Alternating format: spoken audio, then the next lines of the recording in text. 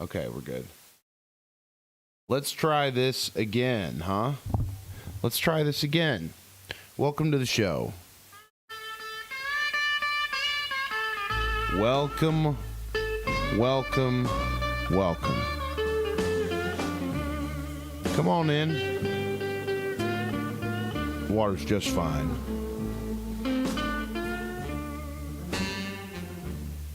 Just trying to do a couple things different. And, just kind of see whether this... We had some connection problems earlier. I don't know what was going on with it. But, a little factory reset on the computer will do a lot of good. So what I'm going to do is I'm going to tweet this out.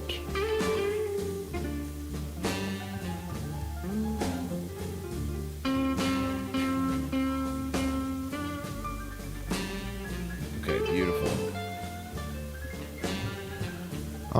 And then let's see what this looks like.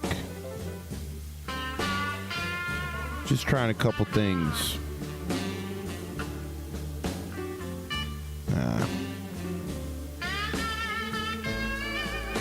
That's fine. Okay. And we'll do one more thing here.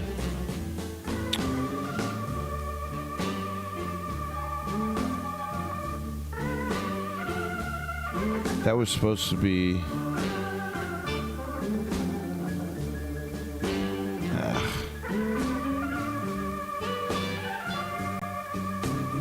Let's see. Just doing a couple things here. Let's get rid of that. Okay. And then, let's do one more thing. We're going to wait for everyone to file in here.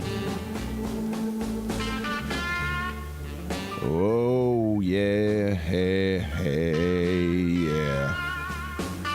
All right, let's make a post. Welcome to the show. That's a quick little one. But here we are. We're back. Hopefully we're not having the same connection issues that we were having earlier. We've gotten everything posted.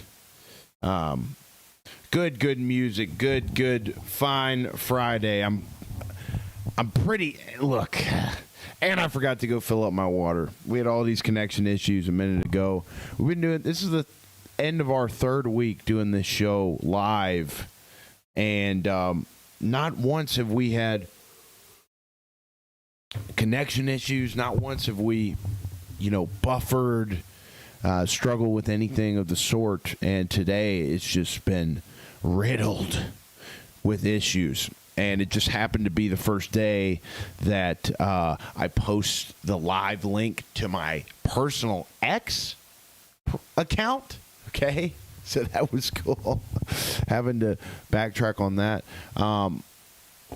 But, I only have like 600 followers. So I think like 13 people saw the tweet. So we're fine. But I was starting to crash out a good bit. The more the shit froze, right? And I'm sure it was funny. The thing I'm noticing with YouTube is when I'm live, if it's Madden or if it's a day like today, and I start crashing out, I get more viewers. Okay, so I'm sitting here on the first rendition of today's podcast, which no one will see because I deleted it from everywhere.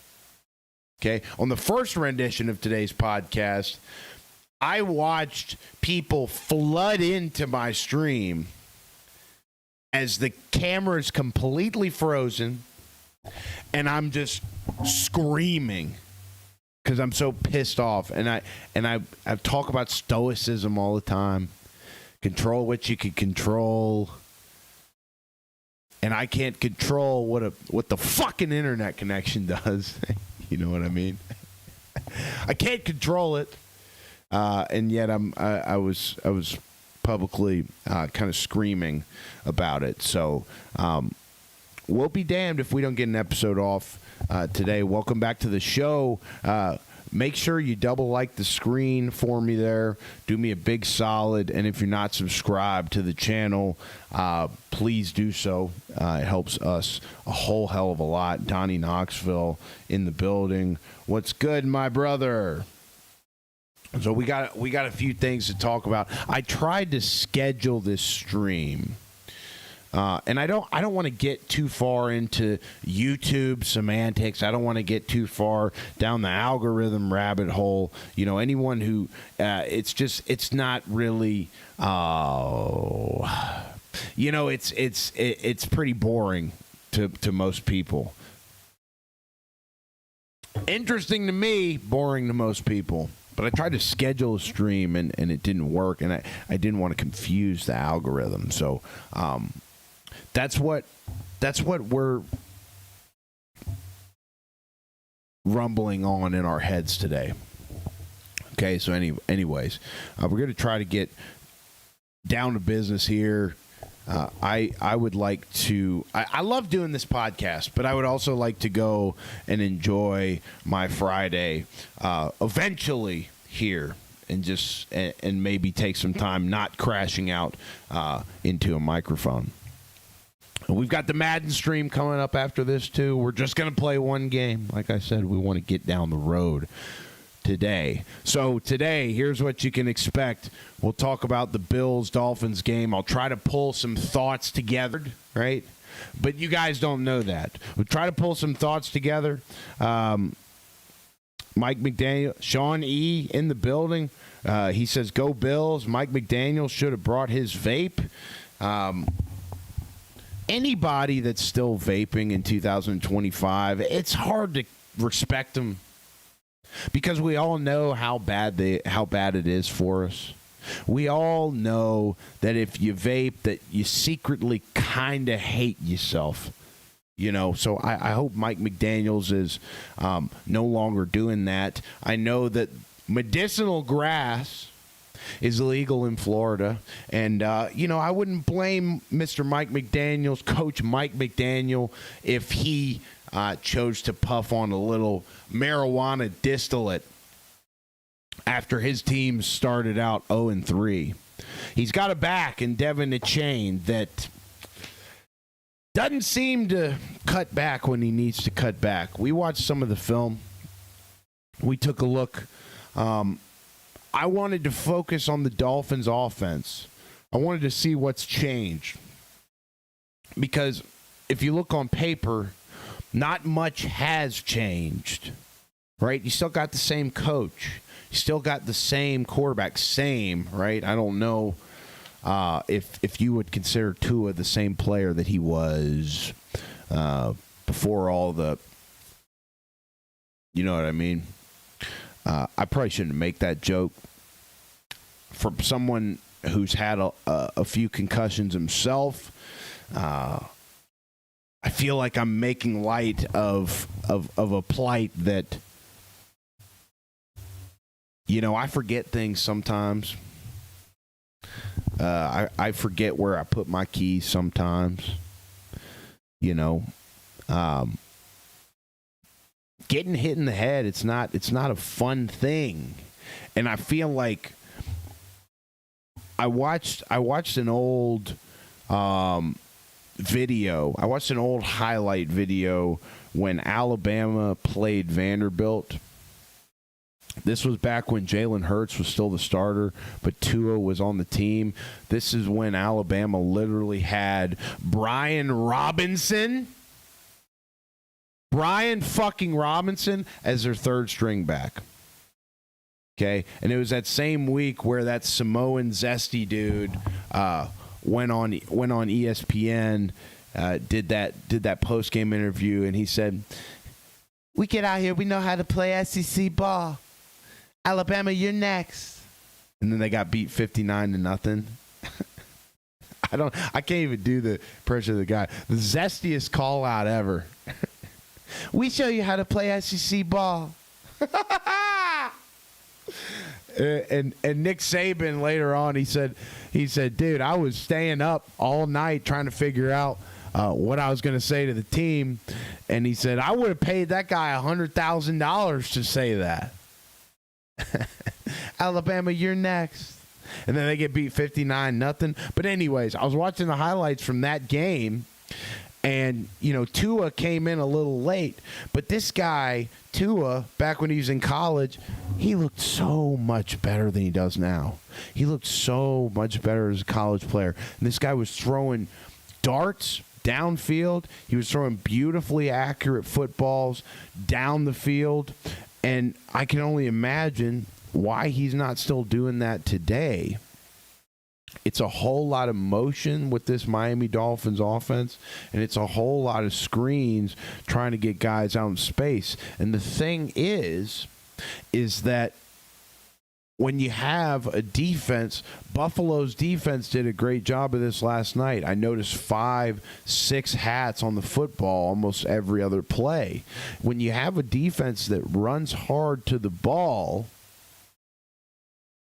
those little dink and dunk, motion across, motion and back, sit the Z receiver out in the flat and just throw a screen pass, it doesn't really work all that well when you have all these hats rallying to the football. And again, I mentioned it. It looks like Devin Achane has become the running back one in Miami over Raheem Mostert. And I thought Raheem Mostert did some really strong running. I noticed that he had a lot of cutback opportunities that he just didn't take, and he would just run right into a bunch of other dudes in the box. I thought it was interesting. Definitely number one head coach on the hot seat right now is Mike McDaniel. No doubt about it. There's no coach in the league that's got a hotter seat.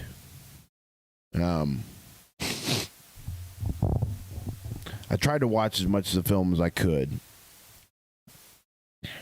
because I didn't watch much of the game last night. I'm not able to watch Thursday night games really because my Pop Warner team's got practice out here in Arizona, 6 to 8 p.m. local time. On the East Coast, that's 9 to 11 p.m., which is really the prime viewing hours of these prime time games. On the East Coast, you got people that are wrapped up and done with everything by 8. And these games are obviously designed for the people on the East Coast. For me, we're 3 hours behind. So I'm just starting my evening activities when these primetime football games come on around 5:25 p.m. And by then I'm on the road headed to El Mirage, Arizona, where we practice. So I didn't get to watch a whole hell of a lot of this game last night. I had to turn on the all-22 film, and we watched 4 or 5 offensive series by Miami. 4 or 5. Don't know if I'll go back to this film. I really don't know if there's much there. But I will say that even though I was trying to focus on the Miami Dolphins offense, I could not help but watch Buffalo's offense. My eyes just could not help it to watch Buffalo operate. And I noticed Elijah Moore, the misfit journeyman receiver out of Ole Miss, getting some touches on some jet sweeps for Buffalo. I noticed James Cook doing a hell of a job creating more than you would think on any given run play. The guy's side to side, his lateral quickness is probably the best in the world. James Cook. Laterally, side by side, it's really hard to get your hands on him before he shifts back the other way. James Cook is a guy that's able to create something out of nothing. And I'm feeling a little fatigue on this show today. I promised myself and you guys that I would be here, so I'm trying to make the best of it. But goddamn, we're 15 minutes in, and I am feeling it. I am feeling it. There's always something that you say to, like, let's say you have a guest podcast. Let's say you have folks that you're going to have on your podcast, and you're having a really good chat with them about something, and then you stop the conversation. This is a podcaster thing. Sometimes I wonder if I should even call myself a podcaster.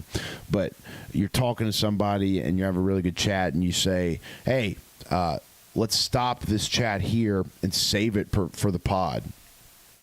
Okay, I feel like I've already blown my load a little bit because we went online earlier and this goddamn connection wasn't working for us. But we're not going to live in the past. We're going to be here in the moment. We're going to be as present as we can. But, you know, these Vegas bookmakers, they hit it again. 10-point game. I think by the time the ball was kicked last night, it was about an 11.5-point spread. They did it again. And if you had the Miami Dolphins to cover, incredible, right? But you're probably pretty sweaty by the end of the game. Probably pretty goddamn sweaty by the end of the game. And again, I haven't watched all the film. Probably won't watch all the film. Probably won't. But let's take a look here at some of the games coming up here for week 3. We've obviously talked about the Bengals-Vikings game all week. I will spare you guys that. If you want to hear my thoughts about that game, go back to yesterday's episode. Go back to Wednesday's episode. Hell, go back to Tuesday's episode. We've been talking about the Bengals literally all week because that's all that's been on my mind with my sweet prince who just had surgery this morning. Send a prayer up for Joe Burrow. That guy is a vampire, and he will be back before we know it. And another thing I wanted to bring up before I forget, I noticed a guy on Twitter quote tweet the LA Rams. The LA Rams, I guess, were doing some PR for their game on Saturday and posted, like, the opponent, right? So they're playing the Eagles, and it said 10 a.m. PST on the flyer that the Rams Twitter account posted. And I guess people, again, we'll talk about time differences. I guess people on the East Coast don't remember that the early NFL slate out here starts at 10 a.m. And this guy basically said, I can't, it was a negative thing. Like, he's like, I can't imagine these NFL games starting at 10 a.m. How do you guys, like, exist out there, basically? And I thought about it. I was like, I kind of like it. I like having my early slate start at 10 a.m. because the afternoon slate starts at 1 p.m. and then you can get out on the golf course around 4, so you can watch the early slate, you can watch the afternoon slate, and then you can finish both and then still head out on the golf course and watch the Sunday night game on your phone while you play golf before it gets dark. And I'll say this about being in Phoenix, Arizona, our time does not change. So when everyone else's time changes, we will stay the same, and therefore we will align. It's confusing for everybody else. It's easier for us.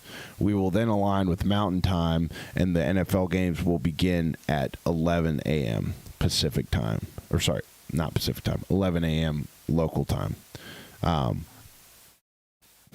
So it's kind of weird. Like, during the summer in Arizona, we're aligned with Pacific time.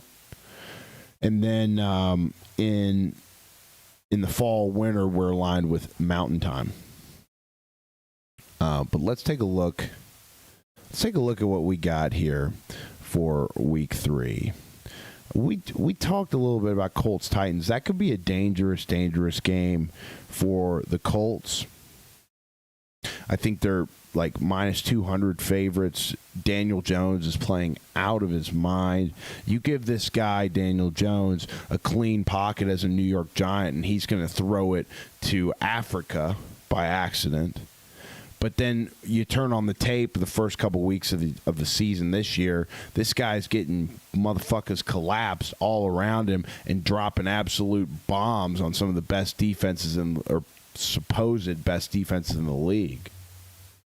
I anticipate Cam Ward is going to ball this game. I anticipate that the Colts defense they're going to be chomping at the bit to maybe try and intercept some of these crazy throws that Cam Ward was making against the Rams last week. A big-time trap game for Indy. It's in Nashville. You know, it might be kind of hard to take these Titans seriously, but they've got a hungry young quarterback. It's a division game. And one team probably already feels like they have nothing to lose, and the other probably feels like a lot of pressure to sustain this momentum. I'm talking Tennessee and Indy, respectively. Okay, you got another division game. The AFC South squaring off Texans and Jaguars. Texans are 0-2. Probably they feel like they have their backs against the wall, too. And they probably feel like they should not be 0-2. I would argue that every NFL team probably feels that way. But with that quarterback in C.J. Stroud, they're probably really not happy with starting 0-2. They did lose to a good Buccaneers team on the last series of the game. I don't know if Jacksonville, I kind of dumped on them last week. I said I can't ever really take them serious, and I'm not going to rescind that comment. But what I did forget in regards to Jacksonville is that they have Eric Armstead, who's a beast up there on the defensive front. They got Josh Hines Allen. I still hate saying his full name, and I'm completely convinced that he changed it because of Buffalo Bills Josh Allen. But those two guys are absolute monsters. And if Trevor Lawrence can just stop making stupid throws, this Jags team could very well be, a slightly above 500 team. They got the talent for it, Travis Hunter, another guy that's a question mark in that game. That's probably a game that I will not watch that much of. Texans-Jaguars, just kind of boring. For the Washington Commanders, Jaden Daniels is out this week. Can you guys hear how tired I fucking am, by the way? I can't even say Jaden Daniels. Jaden Daniels is out this week. I have not looked at the Vegas spread. I wonder how that affects things against the Raiders. Commanders, Raiders. And it's in Washington. They call that Northwest Stadium now. I thought it was FedEx. Rams-Eagles should be a fun one. I keep thinking back to that game last year, that playoff game in the snow. It's pretty sick, pretty badass game. Saquon Barkley absolutely ate. I'll be cheering for the Rams in that one because the Eagles just seem to be the team that's on top right now.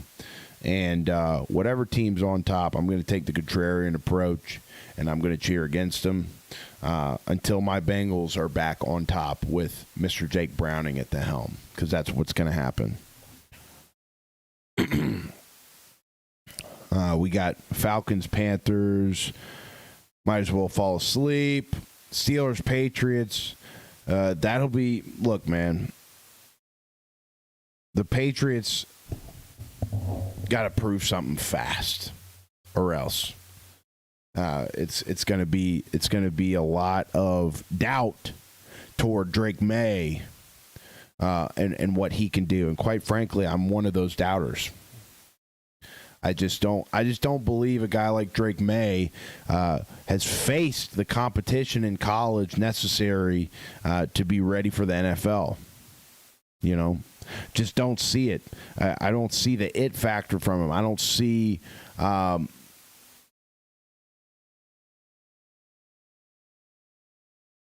I just don't see it out of Drake May. But they play the Steelers.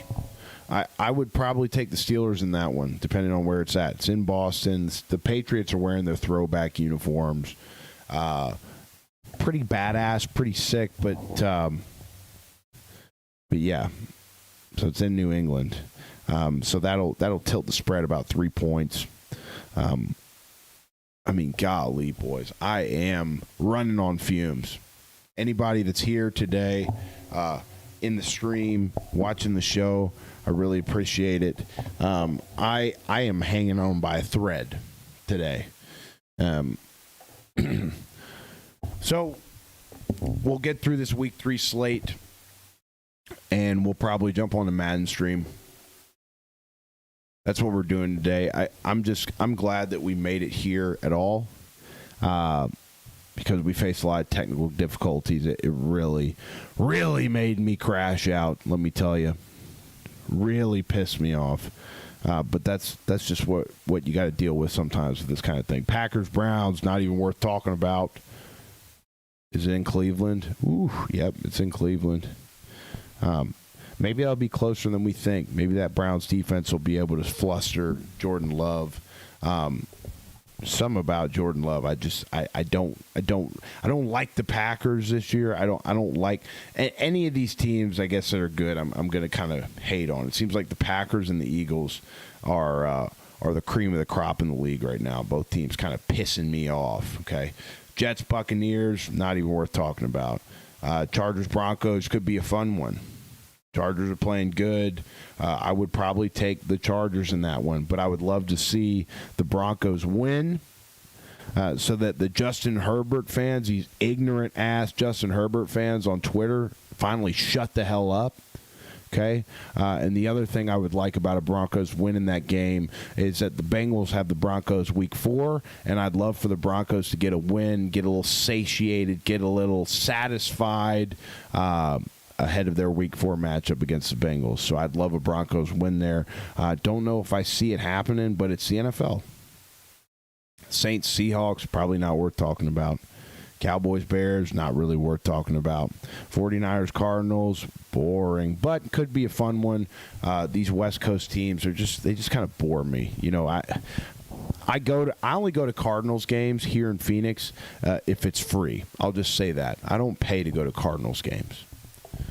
Because I just don't think the West Coast. If you rank all of the places in America that know how to do football, obviously you got to rank the American Southeast number 1 with college football.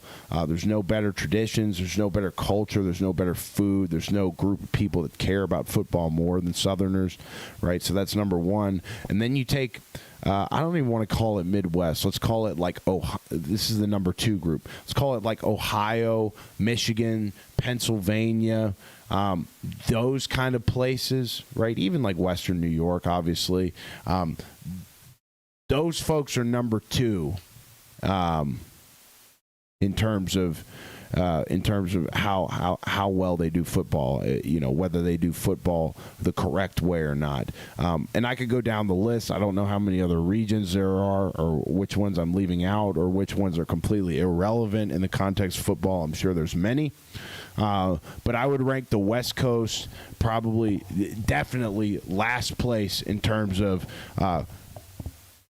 people's cultural reverence toward football out here. They just don't care about it as much. You go to a Trader Joe's out here in Phoenix or Los Angeles or Oregon or wherever else on the West Coast. You go to a Trader Joe's and you try to talk to a stranger about the most recent football game that happened. Good luck. Your chances probably aren't good, right? In the South, in Alabama, you're probably getting an 8 out of 10, 9 out of 10 clip on somebody that, at least with college football, you're definitely getting an 8 out of 10, 9 out of 10 clip on somebody that will talk to you in the grocery store about the most recent game, especially if it's Alabama, right? But out here in the West Coast, there's just not any cultural reverence toward football. There's not any real respect toward the game of football, and I think that carries over into the NFL, which is, why a game like Cardinals 49ers just kind of makes me snooze, even though it could be a great game. There's just not any other than the Mexicans. The Mexicans out here are football's biggest champions. In terms of fanhood, in terms of reverence, respect for the game. The Mexicans out here in Phoenix, they fucking love the Cardinals, and then a lot of them are obviously Cowboys fans or Raiders fans as well. Raiders! Play for the Raiders! Yeah, man, my cousin, he played for the Raiders. Or the Cowboys. I mean, the number one, if you had to rank I guess racial demographics by NFL standards in terms of their fans, you gotta put the Cowboys at number one. It's not even close. If I meet a Mexican football fan, it's either Cowboys or Raiders or 49ers. And then sometimes, you're in Phoenix, you get Cardinals fans too. But I would definitely rank that's my rant about football and culture today. I would definitely rank the West Coast or the Western United States absolute dead last in terms of cultural reverence to football. And I think that docks them in terms of how excited I am to watch these West Coast games. I mean, even with college football, like, you think anybody's really chomping at the bit to watch Cal versus Stanford? You think anybody's really chomping at the bit to watch? I mean, I guess Oregon is really the only Western United States college team that people actually care about. Like, are people really excited to watch? I'll say this. I watched UNLV versus UCLA a couple weeks ago. It was a late game. It was late at night. It was like 10 or 11 p.m. my time that this game was going on. And it was a fun one. You watch Nico Iamaleava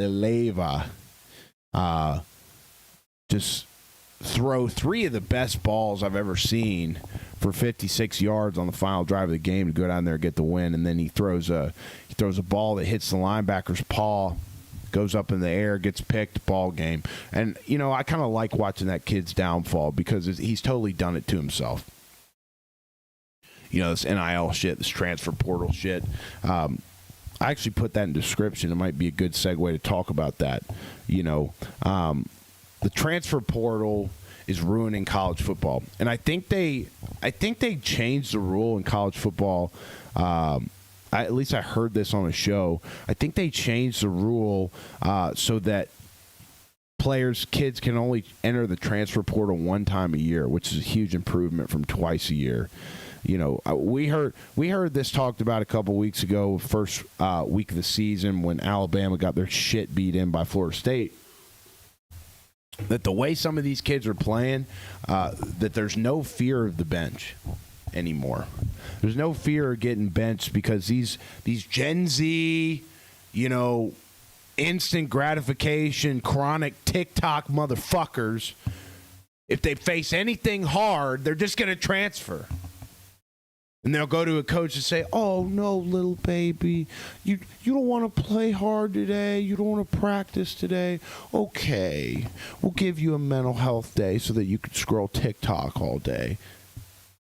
Well, little baby, we'll take care of you." It's not football anymore, man. At least not in the college game. There's no fear of the bench. It's ruining this shit. And I think it's the transfer portal to blame. I don't think it's kids getting paid at all. I love that kids get paid. You know what I mean? It's this transfer portal, mark-ass, baby-back shit, man. So it's a very good thing that we're dialing back, from what I understand, 2 opportunities a year for kids to enter the transfer portal as opposed to just 1. It should go back. Here's the thing. If you want to fix college football, take the rules back in terms of the transfer portal to pre-NIL. And we've ranted about this on the show before. You ain't got to go down to Capitol Hill and talk to Congress, at least from what I know, to get these goddamn transfer portal rules changed back to what it was pre-NIL and pre-COVID. These transfer portal rules were put in place to accommodate for COVID. Hey, puppy, which is now over with, right? Come here. This motherfucker knows when the camera's on. If you guys are familiar with the show, you know that my dog walks in here, and I always want to show him, but he never wants to be on the show. But we got to change these transfer portal rules back. We're in an age of college football where you take a program like Colorado, for example. Okay, from what I understand, Deion Sanders at Colorado does not recruit high school kids whatsoever. Deion Sanders at Colorado is trying to get as many transfer portal kids as he possibly can. That's how he's filling that's how they're filling their roster there. Right? And Colorado's had a very disappointing start, from what I understand, to this college football season. And you know, this guy, he's got a couple transfers at the 3 technique and the nose tackle, from what I understand. These guys are freaking mammoth, behemoth, 6'6", 320-pound guys. And you watch the game that Colorado played against Houston last Friday, I believe, a week ago today. And these big-ass guys are just getting run through. And it begs the question, like, do these kids get recruited to big schools because of their size, and then they just turn out to be bums, and then they transfer everywhere and exist in college football for their entire career solely based off their size? Like, I watched, these kids got absolutely bullied, you know? And it's a thing. Like, can you imagine how much better of a program Colorado would have with the man, like a 1 in 10,000 type of guy in Deion Sanders, like heading down to your high school to offer you as a high school kid? Think about this. You have all these 4- and 5-star elite high school athletes that Deion Sanders in Colorado just are not recruiting. They're just hitting the transfer portal. So I think for the good of college football, we got to take these transfer portal rules back. And I don't know how you do it. Again, I don't think you have to go down to Capitol Hill to get that changed. You know, Georgia's still recruiting high school kids. Oklahoma's still recruiting high school kids. All these big-time programs, they have not abandoned recruiting high school kids, and that's why they remain the cream of the crop in college football. But this transfer portal shit has to stop. It's ruining the integrity of college football because it's making these kids pussy. It's making these kids avoid any aspect of adversity. It's destroying it. Any other NFL Week 3 games that I did not preview? Lions Ravens. That's on Monday night. That'll be a fun one. Chiefs Giants. I think we all know that's a Sunday night game. You're kidding. I think we all know how that one's going to go too. Okay, boys and girls, I'm absolutely gassed. Hate to wrap up the week this way. It wasn't a bad episode, I don't think, but you know, it's just kind of what we were dealing with today. So appreciate everybody's patience. Love everybody. that chooses to pop in, support the show. If you haven't yet, double tap the screen for me. It really helps me out. And if you're watching this and you're not subbed to the channel, I'd imagine you love football. And if you love football, you're going to adore this show and subsequently this channel. Just hi to you. Okay. So we're live 5-ish, 6-ish Eastern every day, weekday, Monday through Friday. Obviously, we got off very late today due to some technical difficulties, so apologize for that. It was largely factors out of our control. I tried to be stoic, but I kind of zapped myself crashing out a little bit. So we'll take it, we'll pivot, and we'll face the adversity as best as we can going forward. But typically Monday through Friday, 5-ish to 6-ish Eastern, every weekday. So make sure to tune back in Monday if you want to hear our thoughts, our reactions to all of the happenings that are about to unfold this weekend in college football, in pro football, and beyond. We've always got a lot to say every Monday. We've got a lot to say, right? Every Monday. So make sure we subscribe to the channel if you guys want to hear our thoughts and kind of go from there. Big Lance in the chat. Lance, big supporter of the show. Shout out to Lance Holmes. And yeah, man, that's about it. I'm going to upload this audio episode to Spotify and then hop on a Madden stream, knock out a game of Madden, and then dive into this weekend. So, love you guys. Appreciate you guys. Thanks for the patience. Sorry for the late episode, but we got here. We did what we needed to do, and now we're diving into the weekend. So, make sure and sub to the channel. Really helps us out a lot. This is the #1 fastest growing football channel in the land. Appreciate you guys, every single one of you.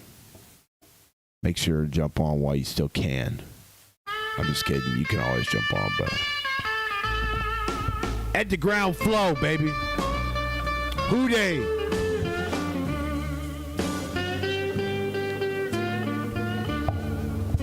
We're gonna be on Madden here shortly, by the way. Sub to the channel. Get our Monday thoughts on the pro slate, college slate. That's what we're going to do, baby. Peace.